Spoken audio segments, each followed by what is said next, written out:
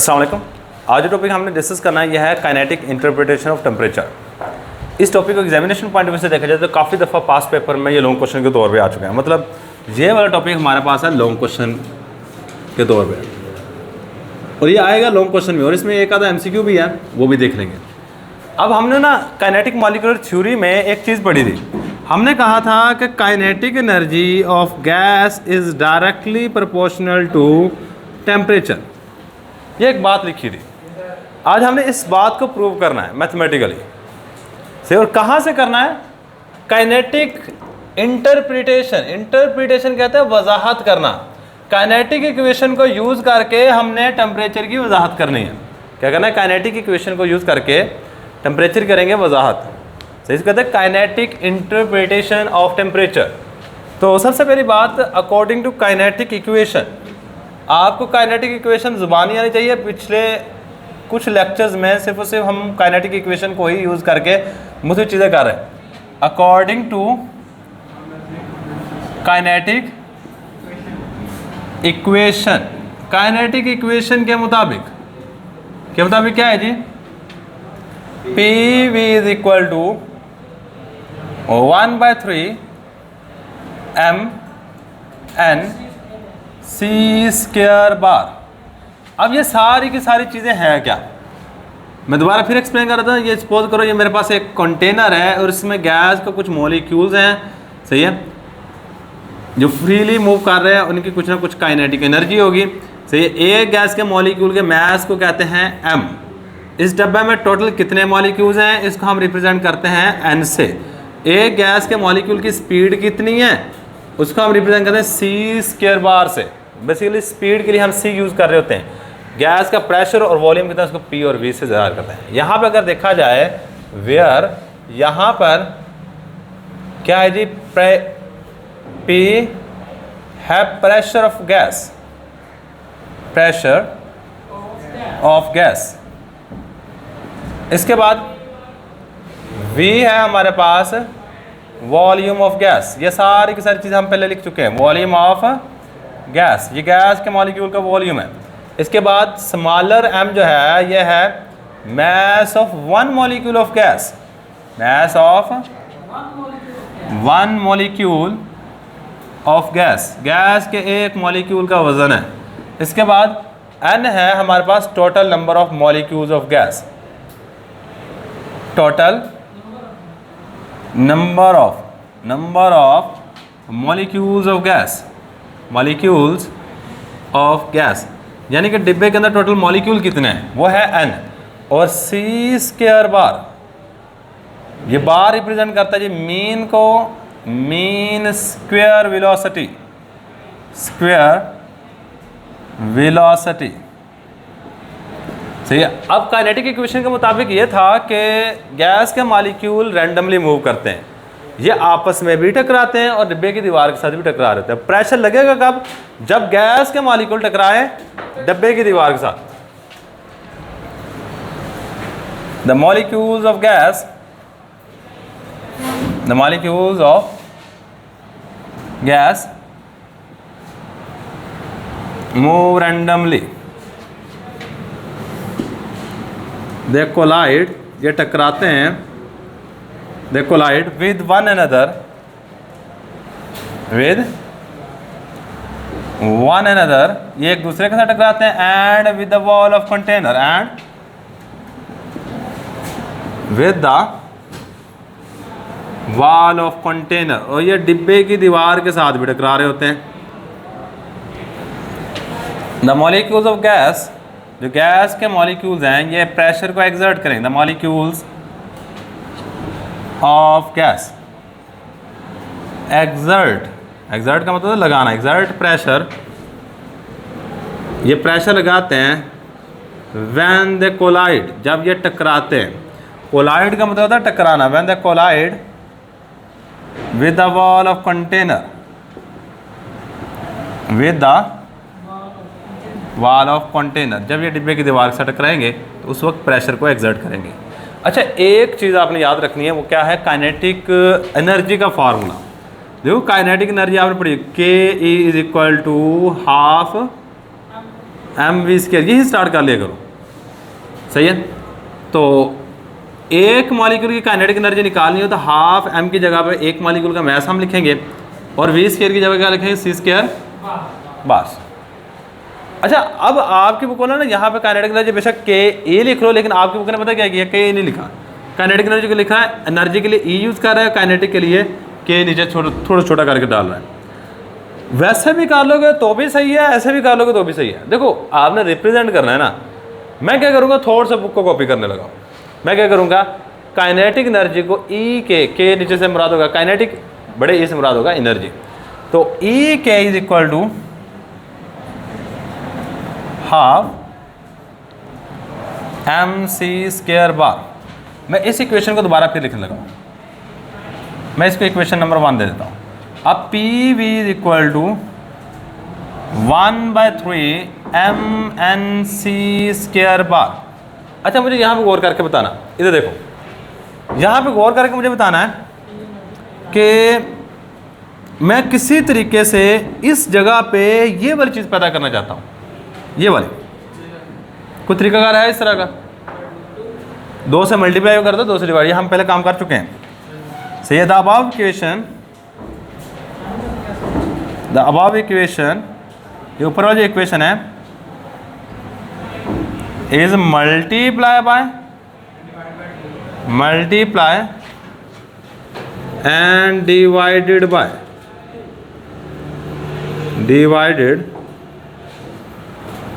Bye 2।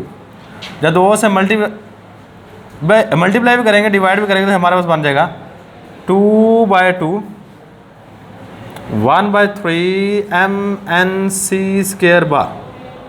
Clear है? इधर देखो, अब आपने ना इस बट्टे के अंदर वो चीज़ रखनी जो ये वाली चीज़ बनाए। वो कौन सी चीज़ है? 2 को अंदर लेके जाना पड़ेगा, n को बाहर लेके आना पड़ेगा। चलो करो, 2 को अंदर ले जाओ और n आ जाएगा बाहर, 2n/3, बाकी बन जाएगा हाफ mc² बार। और यहाँ पे आ जाएगा PV, क्या आ जाएगा PV। ये वाली जो चीज़ें किसके बराबर है? काइनेटिक एनर्जी के बराबर है, half mc² is equal to E K, kinetic energy है, सही है। सिर्फ रिप्रेजेंट थोड़ी सी डिफरेंट किया है काइनेटिक एनर्जी ही, सही है। तो ये हमारे पास बन जाएगा PV is equal to 2n/3 kinetic energy. अच्छा, मुझे एक बात बतानी है, हमने जनरल गैस इक्वेशन पढ़ी, उसके मुताबिक क्या था, PV is equal to nRT। देखो मेरे पास काइनेटिक एनर्जी तो आगे, मैं प्रूव क्या करना चाहता हूँ, kinetic energy directly proportional temperature के।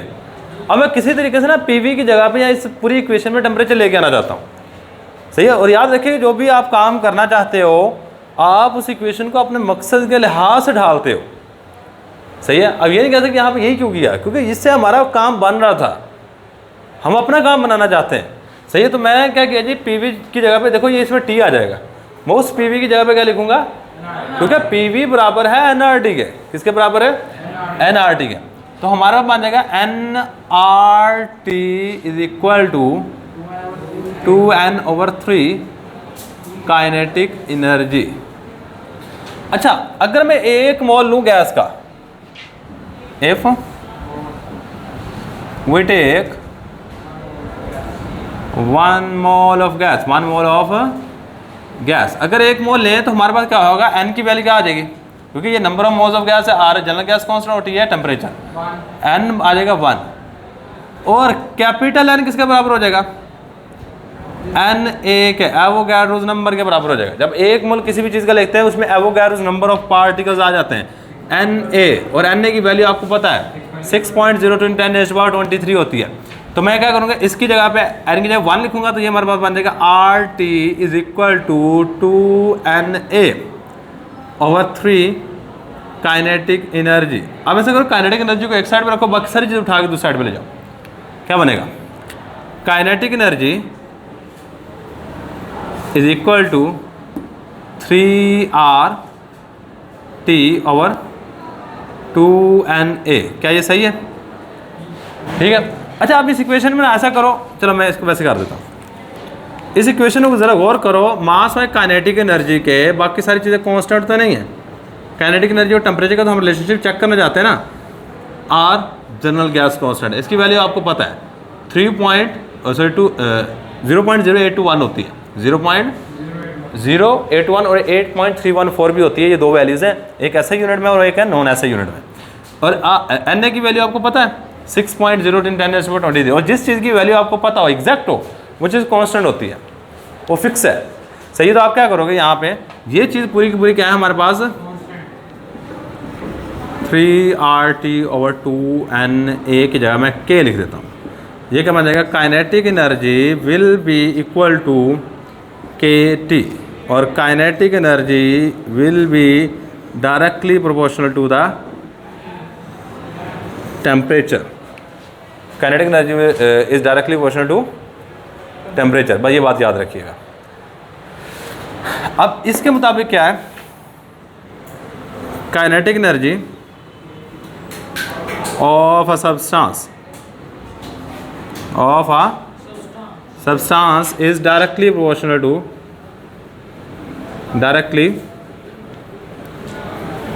proportional to the temperature। ये टेम्परेचर के क्या है, डायरेक्टली प्रोपोर्शनल है।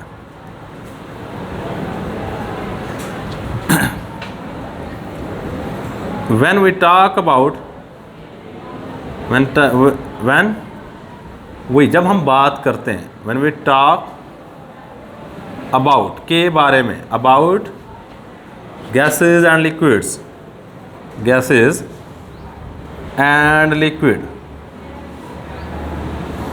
then we use, तो हम इस्तेमाल करते हैं ट्रांसलेशनल काइनेटिक एनर्जी।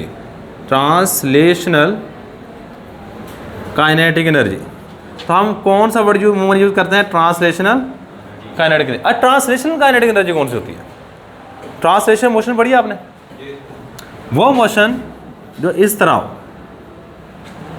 एक जगह से दूसरी जगह पे जाए, इसका हम नाम है ट्रांसलेशनल। एक होती है वाइब्रेशनल मोशन। वाइब्रेशनल मोशन में आपका मॉलिक्यूल सिर्फ और सिर्फ यहाँ पे इस तरह थोड़ा थोड़ा अपनी जगह पर रह के इस तरह मूव करता रहता है। सही है, वहाँ पे थोड़ा थोड़ा मूव करता रहता है, भाई ये बात याद रखनी है। तो ट्रांसलेशनल क्या होता है, जो गैस का मॉलिक्यूल एक जगह से दूसरी जगह पे मूव करे, और वाइब्रेशनल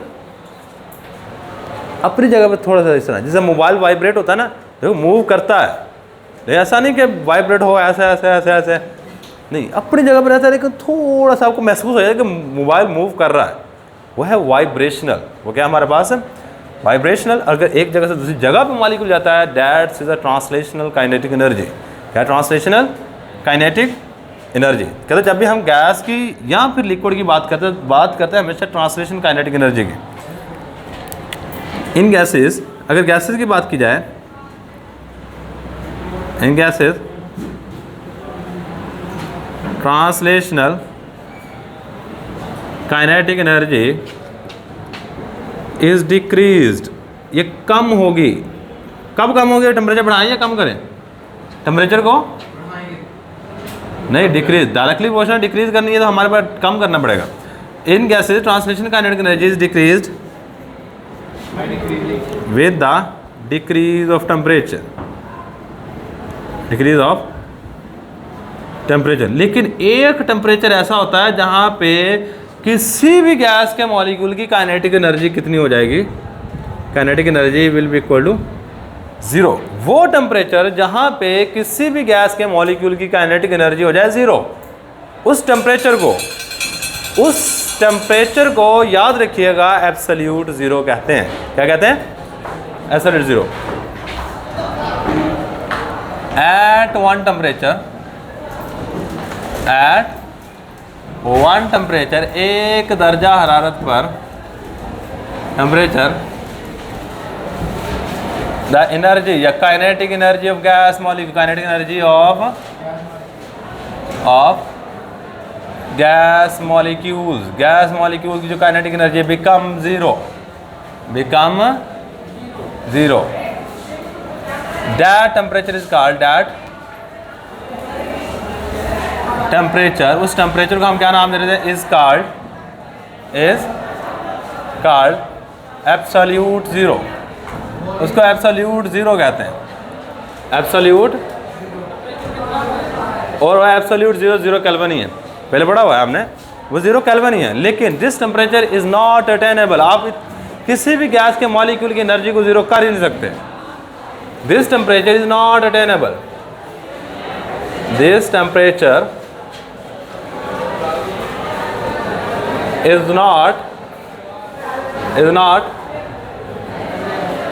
अटेनेबल, इस टेम्परेचर को हम हासिल नहीं कर सकते। अच्छा, जो लोवेस्ट टेम्परेचर अभी तक अटेन हो चुका है पता कितना है? लोवेस्ट अटेनेबल टेम्परेचर इज, भाई ये याद, ये एमसीक्यू आ चुका है, यही एमसीक्यू इस टॉपिक में। लोवेस्ट अटेनेबल टेम्परेचर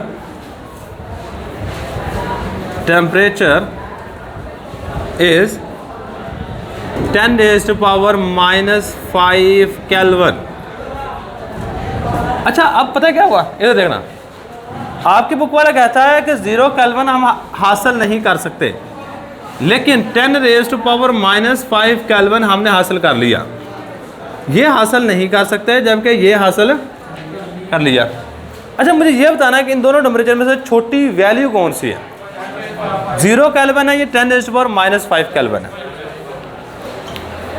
हमें लगता यह है कि ये वाली वैल्यू है छोटी, लेकिन छोटी ये वाली है जो हासिल नहीं हुई, ये तो बड़ी है। आप कहेंगे सर जी समझाएं, मैक्सिमम मेजॉरिटी स्टूडेंट को ये पता ही नहीं होता कि किस तरह हम पता क्या करते हैं, हम ये देखते हैं माइनस, और जो चीज़ माइनस में हो वो छोटी होती है। अच्छा, आपने अमूमन पढ़ा होगा, अगर ये 1 है और एक है -1, इन दोनों में छोटी है तो कौन सी है? -1 वाली। अगर ये 0 है, ये 0.0001 है, और अगर ये 1 है तो इन दोनों में छोटी कौन सी है? ये वाली 1। बिल्कुल सही है, सही है क्या? 0.001 वाली छोटी है। अगर एक हो हमारे पास, अगर ये आ जाए तो कौन सी छोटी है? -1 छोटी होगी। क्यों? क्योंकि ये जितनी भी है पॉजिटिव तो है ना। ये क्या है, आपने पता क्या किया, इसको थोड़ा सा, ये 0 है, ये हमारे पास बेसिकली 0.00001 है। ये क्या है? 0.0001, 0 से बड़ी है, माइनस यहाँ पे नहीं है, याद रखिएगा, माइनस पावर में। और इसको आप साइंटिफिक नोटेशन में ज़ाहिर करोगे तो माइनस पावर में ऑटोमेटिकली आ जाएगा। तो ये इस बात जहन में रख लीजिएगा कि 10⁻⁵